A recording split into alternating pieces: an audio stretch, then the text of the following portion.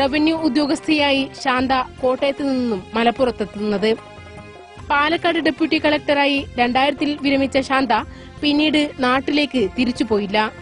കാരണം തന്റെ മക്കൾ മലപ്പുറത്തുകാരാണെന്ന വിശ്വാസം പോകാൻ മനസ്സ് വിസമ്മതിച്ചു. ശാന്തയുടെ മൂത്ത മകൻ കിഷോർ കുമാർ കുട്ടിക്കാലം തൊട്ടേ നോമ്പെടുക്കാനും തുടങ്ങിയിരുന്നു. അതിന്റെ സാഹചര്യം ശാന്ത തന്നെ പറയും. ഇവിടുത്തെ സംസ്കാരത്തോടാണ് നമുക്ക് കൂടുതൽ താല്പര്യവും പ്രത്യേകതയും തോന്നും. മറ്റുള്ള മാതിരിയല്ല.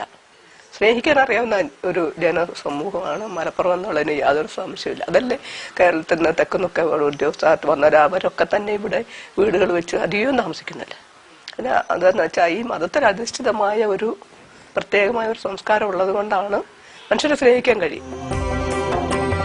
കിഷോറിന്റെ ജീവിത പങ്കാളിയായി വന്ന ഇടുക്കി സ്വദേശിനി ഷിജോയും നോമ്പുകാരിയായി മാറി. മലപ്പുറത്തിന്റെ മതമൈത്രി തകർക്കാൻ പല പരിഷ്കാരികളും കിണഞ്ഞു പരിശ്രമിക്കുന്നുണ്ടെങ്കിലും ഒന്നും വിലപ്പോവില്ല. കാരണം അത്രയ്ക്കും സുദൃഢമാണ് ബന്ധങ്ങൾ. നോമ്പുകാലമായാൽ അത് ഒന്നുകൂടി ഊട്ടിയുറപ്പിക്കുന്നു. ഇന്ന് നാടിന്റെ മുക്കിലും മൂലയിലും വരെ മാർബിൾ പതിച്ച നിസ്കാര പള്ളികളും ജുമ നിർവഹിക്കാനുള്ള പള്ളികളുടെയും നിർമ്മാണം തകൃതിയായി നടക്കുന്നു. 10 പേർക്കാണെങ്കിലും പള്ളികൾ നിർമ്മിക്കുന്നത് ഫാഷനായോ എന്ന് തോന്നും.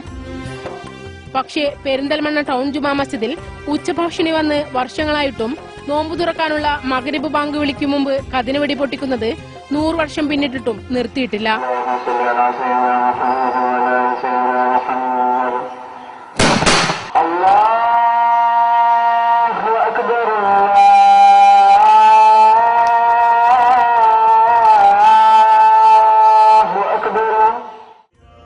കൗതുകകരമായ വസ്തുത, കഴിഞ്ഞ 43 വർഷമായി ഇവിടെ കതിന പൊട്ടിക്കാൻ എത്തുന്നത് അമുസ്ലിമായ പരിയാണിയാണ്.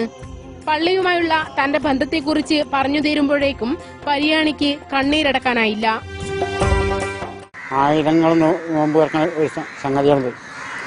അപ്പോൾ ഞാൻ എനിക്ക് നടക്കാൻ പറ്റുന്നിടത്തോളം കാര്യം ഞാൻ ചെയ്യുന്നതാണ് എന്റെ മനസ്സിലെ